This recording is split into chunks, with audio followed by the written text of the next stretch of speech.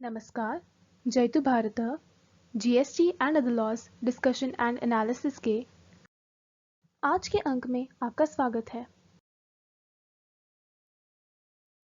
1 फरवरी को वित्त मंत्री बजट प्रस्तुत करेंगे। बजट से संबंधित भारतीय संविधान में क्या प्रावधान हैं, उसके बारे में देख लेते हैं।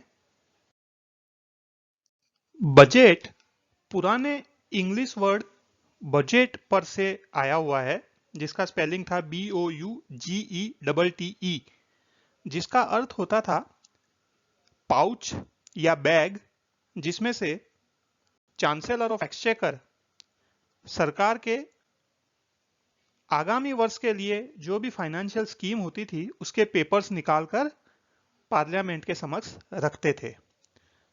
अब इस बजट शब्द का अर्थ सैक या बैग नहीं होता है, लेकिन जो बजट के पेपर्स होते हैं उन पेपर से ही संबंधित बजट का अर्थ होता है। फाइनेंशियल प्रोविजंस आगामी वर्ष के लिए क्या प्रस्तुत कर रहे हैं वित्त मंत्री, उसे ही बजट कहते हैं। आर्टिकल 112 के अनुसार राष्ट्रपति महोदय संसद के दोनों सदनों के समक्ष हर फाइनेंशियल ईयर के लिए एक एस्टिमेटेड रिसिप्ट्स एंड एक्सपेंडिचर का स्टेटमेंट रखवाएंगे, जिसे एनुअल फाइनेंशियल स्टेटमेंट कहा जाएगा। अब जो यह अनुमानित या एस्टिमेटेड रिसिप्ट एंड एक्सपेंडिचर का स्टेटमेंट है, उसमें से एक्सपेंडिचर का जो एस्टिमेट है उसको किस प्रकार से प्रस्तुत करना है यह भी दर्शाया गया है। उसमें यह बताया गया है कि जो expenditure charged upon the consolidated fund of India है उनको अलग से बताना है, और अन्य एक्सपेंडिचर जो कंसोलिडेटेड फंड ऑफ इंडिया में से करना है उसे अलग से बताना है। कंसोलिडेटेड फंड ऑफ इंडिया के बारे में मैं अलग से वीडियो बना चुका हूं। जितना भी सरकार का राजस्व इत्यादि होता है वह एक कंसोलिडेटेड फंड ऑफ इंडिया में ही जाता है। तो जो expenditure charged upon the consolidated fund of India है उसका क्या महत्व है वह भी मैं आगे बताऊंगा। वह अलग से बताना है, और अन्य खर्चे जो कंसोलिडेटेड फंड ऑफ इंडिया में से किए जाने वह अलग से बताने हैं।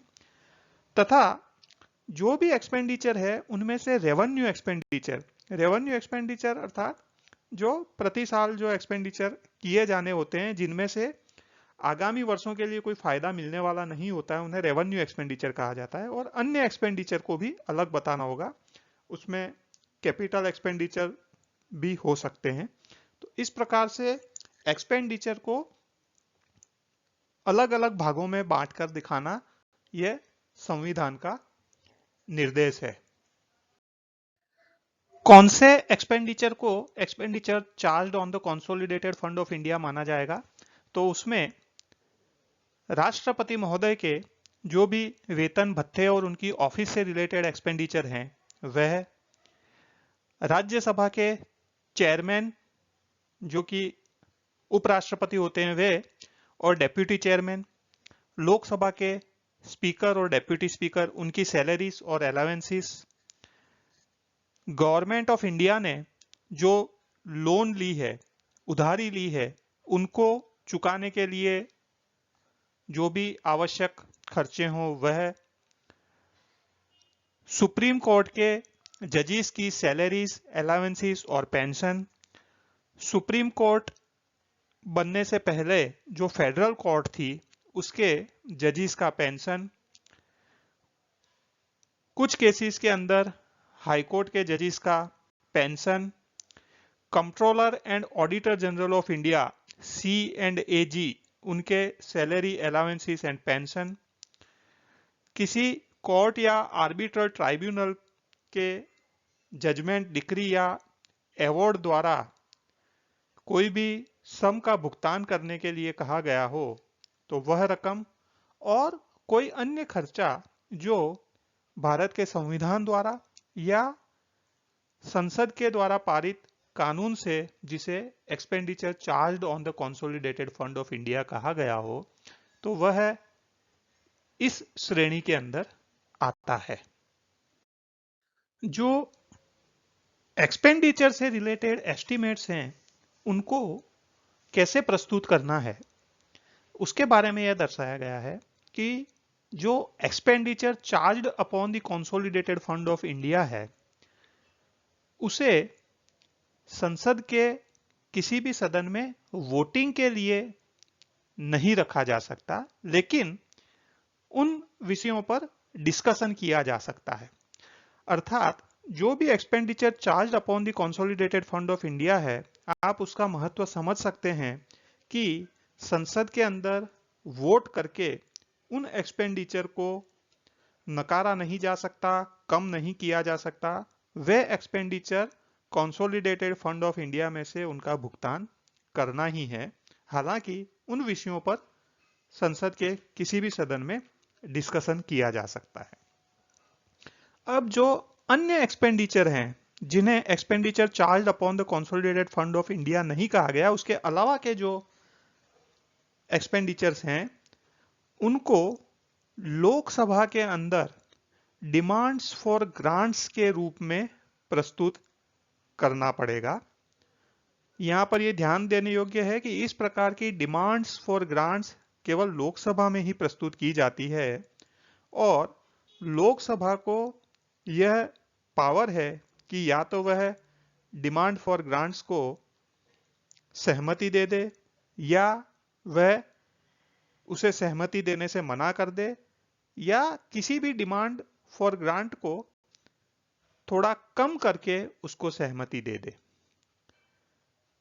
कोई भी डिमांड फॉर ग्रांट राष्ट्रपति के अनुशंसा के बिना, राष्ट्रपति महोदय की रिकमेंडेशन के बिना नहीं प्रस्तुत की जा सकती।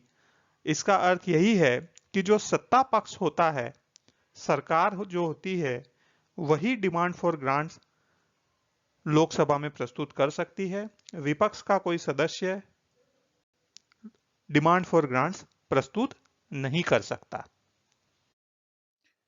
जब लोकसभा द्वारा डिमांड्स फॉर ग्रांट्स को मंजूरी दी जाएगी, उसके बाद में एक एप्रोप्रिएशन बिल प्रस्तुत किया जाएगा, जिससे कंसोलिडेटेड फंड ऑफ इंडिया में से जो भी ग्रांट्स मंजूर की हैं लोकसभा ने, वह तथा जो expenditure charge on consolidated fund of India है, वह उस कंसोलिडेटेड फंड ऑफ इंडिया में से निकाले जा सके। इस प्रकार का जो एप्रोप्रिएशन बिल प्रस्तुत किया जाएगा, उसमें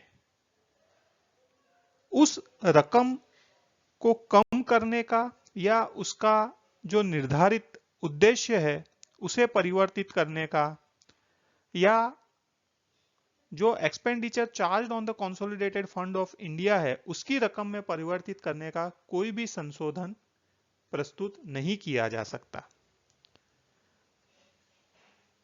आर्टिकल 115 और आर्टिकल 116 में बताए प्रोविजन के छोड़ दें तो इस आर्टिकल में जिस प्रकार से बताया है उसी प्रकार से कंसोलिडेटेड फंड ऑफ इंडिया में से पैसा निकाला जा सकता है। उसके अलावा 1 रुपया भी कंसोलिडेटेड फंड ऑफ इंडिया में से खर्च नहीं किया जा सकता।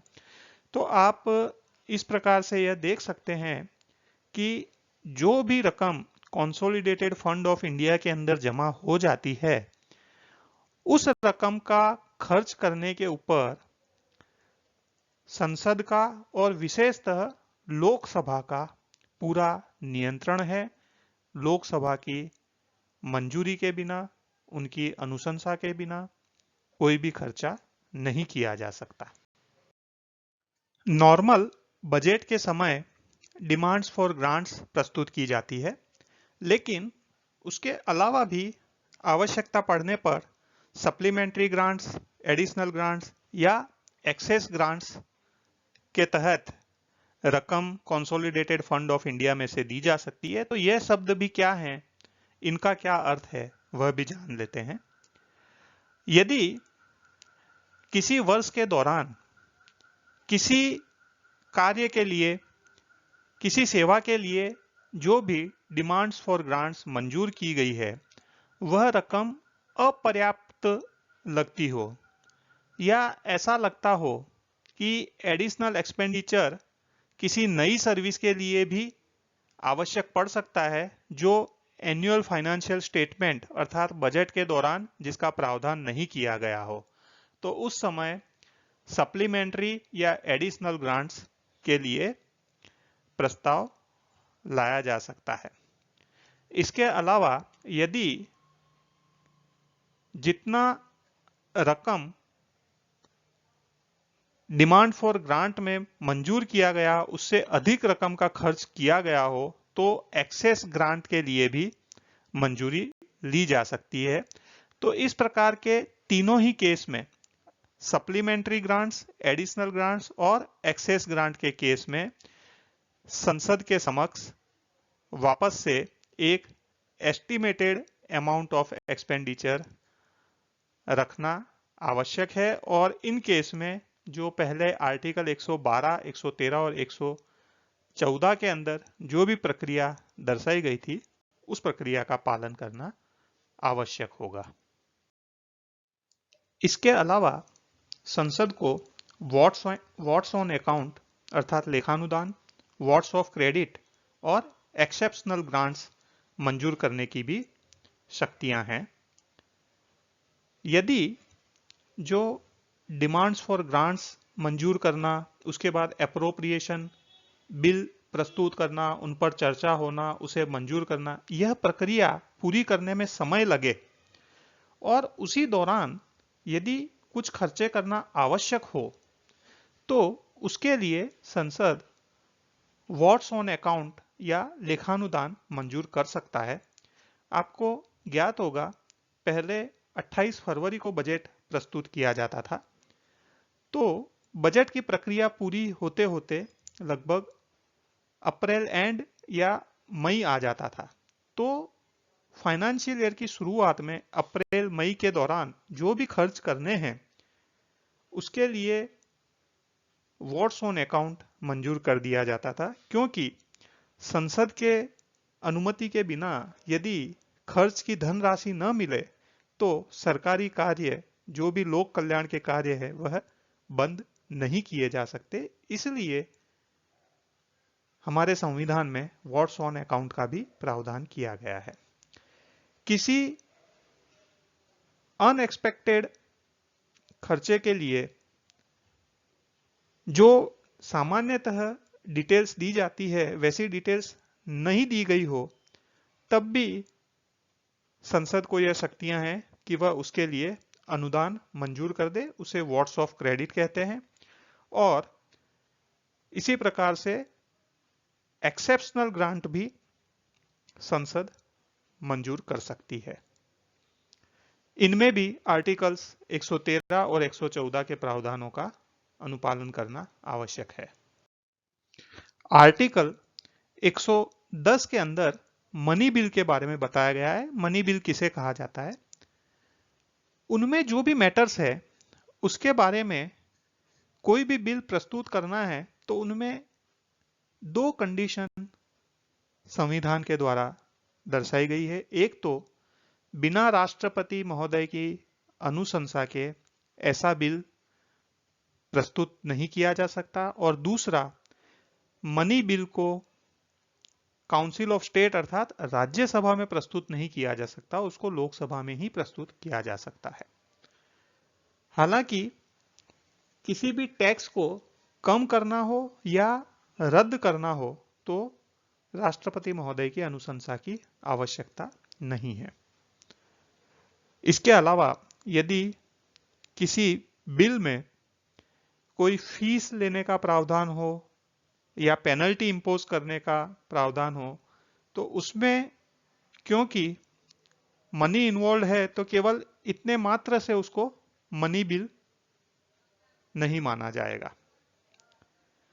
कोई भी बिल जिसमें कंसोलिडेटेड फंड ऑफ इंडिया में से एक्सपेंडिचर करने का मुद्दा इन्वॉल्व हो तो वह संसद के किसी भी सदन में से उसको पारित तब तक नहीं किया जाएगा जब तक राष्ट्रपति महोदय ने उस बिल को कंसीडर करने के, उस पर चर्चा करने की अनुशंसा न की हो।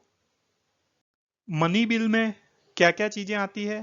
तो सबसे इंपॉर्टेंट है टैक्स से रिलेटेड जो भी प्रोविजंस हैं, भारत सरकार के द्वारा बोरोइंग्स ऑफ मनी अर्थात उधार लेने से संबंधित जो भी प्रोविजन है, कंसोलिडेटेड फंड और कंटिजेंसी फंड ऑफ इंडिया की कस्टडी कैसे रखनी है, उनमें से मनी, उनमें से पैसा, धन कैसे विड्रॉ किया जा सकता है,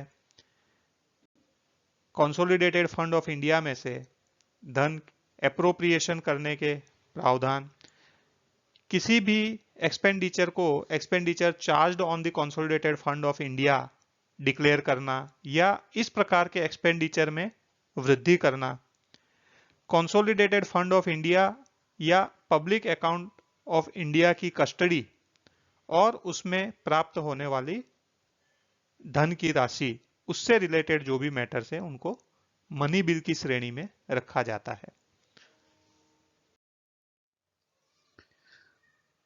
कोई भी बिल में केवल फीस लेने का प्रोविजन हो या पेनल्टी इंपोज करने का प्रोविजन हो, उतने मात्र से उसे मनी बिल नहीं कहा जाएगा। कोई भी बिल मनी बिल है या नहीं है, इसके बारे में लोकसभा के स्पीकर का निर्णय फाइनल माना जाएगा, अंतिम माना जाएगा, क्योंकि मनी बिल के मामले में लोकसभा के विशेष अधिकार हैं। इसलिए मनी बिल के बारे में स्पीकर का निर्णय फाइनल माना जाएगा। जब भी कोई मनी बिल राज्यसभा में भेजा जाता है या राष्ट्रपति महोदय के अनुमति के लिए भेजा जाता है, तो उस बिल के ऊपर लोकसभा के स्पीकर का सर्टिफिकेट अवश्य दिया जाएगा कि यह मनी बिल है। मनी बिल के बारे में क्या स्पेशल प्रोसीजर है? तो मनी बिल को राज्यसभा में इंट्रोड्यूस नहीं किया जा सकता, उसे लोकसभा में ही इंट्रोड्यूस किया जा सकता है। लोकसभा के द्वारा मनी बिल पारित हो जाने के बाद उसे राज्यसभा में भेजा जाता है, जहां पर राज्यसभा को 14 दिन के अंदर उस मनी बिल पर चर्चा करके उसे अपनी अनुशंसा के साथ वापस लोकसभा में भेज देना होता है। यदि राज्यसभा ने कुछ अमेंडमेंट रेकमेंड किए हैं, उसे लोकसभा मान लेती है, तब तो वह जो भी अमेंडमेंट है उसके साथ में वह मनी बिल दोनों सदनों ने पारित कर दिया है, ऐसा माना जाएगा। यदि राज्यसभा ने कुछ अमेंडमेंट रेकमेंड किया है लेकिन लोकसभा उस अमेंडमेंट को नहीं मानती है, तो उस केस में जिस फॉर्म में लोकसभा ने मनी बिल राज्यसभा को भेजा था, उसी फॉर्म में दोनों सदनों ने उसे पास कर दिया है, ऐसा माना जाएगा। अर्थात राज्यसभा यदि कोई भी अमेंडमेंट रेकमेंड करती भी है, तब भी यह लोकसभा के ऊपर है कि वह उस अमेंडमेंट को मानती है या नहीं मानती। यदि लोकसभा उस अमेंडमेंट को माने, तभी वह फाइनली अमेंडमेंट बिल के अंदर इंक्लूड हो पाएगा। अन्यथा जैसा लोकसभा ने डिसाइड किया है, उसी फॉर्म में वह बिल पारित माना जाएगा। यदि मनी बिल लोकसभा ने पारित करके राज्यसभा में भेज दिया और 14 दिन तक राज्यसभा वापस वह बिल लोकसभा में नहीं भेजता है, तब भी यह मान लिया जाएगा कि जिस फॉर्म में लोकसभा ने मनी बिल पास किया था, उसी फॉर्म में दोनों सदनों ने उस बिल को पास कर दिया है।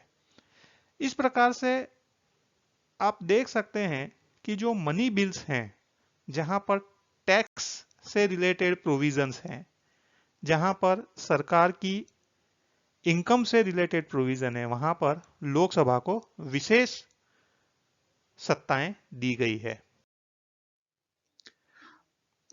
यहां पर मैं आर्टिकल 265 का भी उल्लेख करना चाहूंगा, जिसमें लिखा है, एक छोटा सा आर्टिकल है, no tax shall be levied और collected except by authority of law. कोई भी टैक्स को ना तो कानूनी प्रक्रिया के अलावा लेवी किया जा सकता है, ना कलेक्ट किया जा सकता है। अर्थात सरकार या सरकारी अधिकारी कोई भी टैक्स अपनी मर्जी से नहीं ले सकते, उसे कानून के द्वारा स्वीकृति मिली हो तभी वह टैक्स लागू किया जा सकता है, वह टैक्स लिया जा सकता है। तो इस प्रकार से यह पूरी बजट की प्रक्रिया बोले या वास्तव में उसका जो शब्द है एनुअल फाइनेंशियल स्टेटमेंट, उसकी प्रक्रिया यह हमारे संविधान में दर्शाई गई है। आज के अंक में बस इतना ही। धन्यवाद। Please like, share and subscribe. आपको और किसी जीएस से रिलेटेड विषय पर जानकारी चाहिए विशेषतः, तो कमेंट्स में लिख सकते हैं। जय हिंद।